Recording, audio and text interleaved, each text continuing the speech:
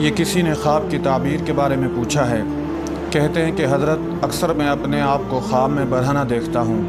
اور اس بارے میں بہت پریشان رہتا ہوں، برائے مہربانی اس کی کوئی تعبیر بیان فرمائیں۔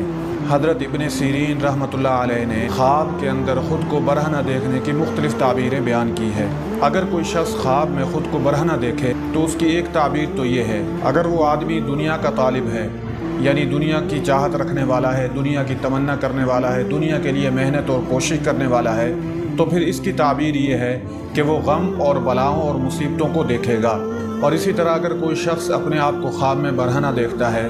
اور وہ صالح مرد ہے، نیک ہے، اور اس کی تمنا اور کوشش اور محنت دین کے لیے ہے، تو اس کے لیے یہ خواب خیر اور نیکی ہے۔ اسی طرح بعض علماء نے لکھا ہے، اگر کوئی شخص خواب کے اندر خود کو برہنہ دیکھتا ہے تو اس کی تعبیر یہ ہے کہ اس سے کوئی ایسا گناہ سرزد ہونے والا ہے جو اس کے لیے بدنام